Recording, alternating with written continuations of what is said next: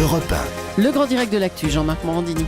Et l'invité de 10h45 est Jérôme Sainte-Marie, sondeur, président de l'Institut Polling Box, pour parler des sondages politiques. À quoi servent-ils vraiment ces sondages politiques? Ségolène Royal en hausse, Nicolas Sarkozy en baisse, François Hollande dans le fond du classement, Marine Le Pen donnée de plus en plus régulièrement au second tour de la présidentielle, pourtant prévue dans plus de 2 ans. Les sondages font partie de notre quotidien, mais à quoi servent-ils? Jérôme Sainte-Marie, bonjour.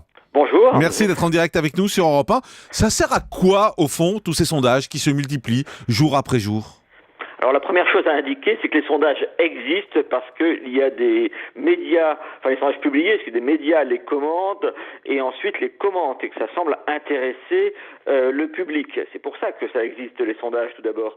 Ensuite, ça donne d'une certaine manière un peu le prix des choses et des individus en politique. On peut le regretter, mais on voit bien avec ce qui se passe avec le sondage Ipsos qui sort actuellement sur les personnalités comme Alain Juppé ou Nicolas Sarkozy, on voit bien à quel point ça donne un petit peu le prix des choses. Oui, mais ça ne change rien. François Hollande, par exemple, aujourd'hui, il est au fond de la popularité dans l'opinion publique, mais il continue à gouverner de la même façon. Il dit qu'il restera jusqu'au bout. Donc finalement, ça ne sert pas à grand-chose. Heureusement, c'est pas les sondages qui décident de qui gouverne, de qui dirige. Mais ça joue un peu différemment en fait les sondages. Ça sélectionne le personnel politique avant les élections. Au fond, si Ségolène Royal a été désignée par les militants socialistes en 2006, c'est parce qu'elle a été très bien placée dans les sondages. Aujourd'hui, une des difficultés qu'a Nicolas Sarkozy pour s'imposer comme le candidat naturel de l'UMP, c'est qu'au fond, les sondages d'intention de vote, même faits très longtemps avant l'élection d'une valeur tout à fait indicative, montrent que face aux candidats socialistes ou bien face à Marine Le Pen, plusieurs leaders de l'UMP, comme Alain Juppé ou François Fillon, l'emporteraient aussi. Ce qui fait que ça rend moins nécessaire le retour de Nicolas Sarkozy. Voilà 2 exemples. Oui, mais vous êtes d'accord avec moi? Par exemple, ce sondage qui dit que Marine Le Pen serait au second tour de la présidentielle, on est à plus de 2 ans de la présidentielle. Donc ça ne sert à rien, ça ne veut rien dire. Ah si, ça veut dire quoi? Le de l'IFOP était très intéressant puisque c'est pas du tout un pronostic, il peut se passer tellement de choses. Mais justement, c'est pour ça que je vous dis que ça veut rien dire, oui. Dans les 3 ans qui viennent. Mais ça signifiait quand même, ce sondage, que vous avez aujourd'hui une majorité des Français qui, interrogés dans le cadre d'un sondage, sont prêts à dire qu'ils voteraient au second tour face à François Hollande pour Marine Le Pen. Et après ça montre bien à quel point les idées de Marine Le Pen se sont banalisées, à quel point cette personnalité fait moins peur que ne le faisait son père. Ça montre un changement d'ambiance important dans le public.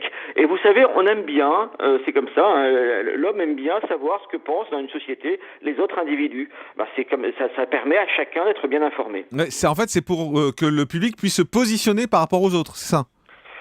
On aime, il y a un effet de miroir, si vous voulez. On aime bien savoir ce que pensent les autres, ce que pensent. Donc, c'est aussi une information qui attire notre curiosité. Après, c'est pas pour ça, si vous voulez, c'est pas parce que quelqu'un est bien placé dans les sondages qu'ensuite il va l'emporter. Mais évidemment. Mais c'est là où on comprend plus en fait. Vous dites c'est pas parce que quelqu'un est bien placé qu'il va l'emporter. Donc ça veut dire que le sondage ne sert à rien. Pas exactement, ça montre ça. Ce qui est important, c'est de savoir pourquoi. Le sondage n'existe que par les réponses des gens que les gens nous font. Et donc, on voit bien aujourd'hui qu'il y a une ambiance qui est favorable aux idées du Front National. Alors, je vais vous poser la question autrement. Est-ce que le problème, c'est pas la question posée? Est-ce qu'il ce serait pas plus logique de dire est-ce que vous adhérez aux idées de Marine Le Pen? Est-ce que vous êtes d'accord aux idées de Marine Le Pen plutôt que de demander s'ils vont voter pour elle à la présidentielle? Dans les différentes questions, vous savez, on leur intéresse, c'est pour ça qu'on les pose d'ailleurs, c'est que on a des questions qui sont posées sur les idées de Marine Le Pen, et puis cette question-là, elle est beaucoup plus brutale, elle est dire, au moment fatidique, au moment le plus important de la vie politique, l'élection présidentielle, est-ce que vous seriez prêt à aller jusqu'à voter pour la candidate présentée par le Front National? Il y a quelques années, ça aurait été littéralement inconcevable qu'on ait une majorité des Français qui nous disent pourquoi pas. Aujourd'hui, on a une majorité des Français qui le feraient. On voit qu'on est en train de changer d'époque. C'est une information que tous ceux qui votent ou qui ne votent pas pour le Front National trouveront utile. Je comprends bien. On va aller au standard d'Europe 1, on va prendre Sophie. Bonjour Sophie. Oui, bonjour Jean-Marc, je suis ravie d'être à l'antenne. Moi aussi, merci de nous appeler. Est-ce que vous prenez en compte les sondages, vous? Au départ, je ne les prenais pas du tout en compte. J'avais une indifférence totale parce qu'à vrai dire, il y a pléthore de sondages. Donc forcément, on était submergé d'informations. Je les laissais de côté. Jusqu'au jour où une amie qui est sociologue m'a pointé du doigt un effet pervers de masse. C'est-à-dire que si on vous propose un sondage dans lequel on vous montre qu'une personne est en position de gagner. Par exemple, le dernier sondage entre Sarkozy et Juppé. Moi, au départ, j'avais un petit peu plus d'affinité, on va dire, pour Sarkozy, mais on me désigne. Mais pardon, vous avez été coupé, Sophie. Comment on a été coupé? Oui, ouais. Alors, excusez-moi, voilà.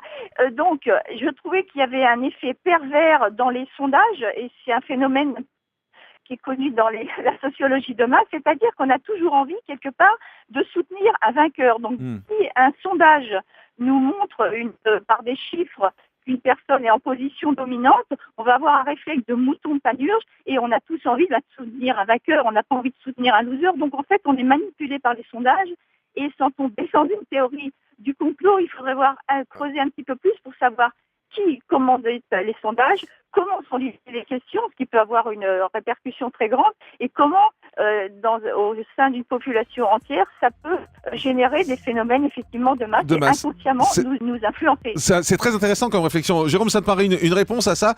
Les sondages nous manipulent finalement, c'est ce que dit Sophie, parce qu'on a envie d'être du côté du vainqueur. Donc quand votre sondage désigne une personnalité en tête, on a tendance à se rapprocher d'elle. Alors il y a deux choses. D'une part, il y a effectivement, ça a été dit, énormément de sondages parce qu'il y a maintenant beaucoup d'instituts de sondage. Il doit y avoir une dizaine d'instituts maintenant qui publient les sondages politiques.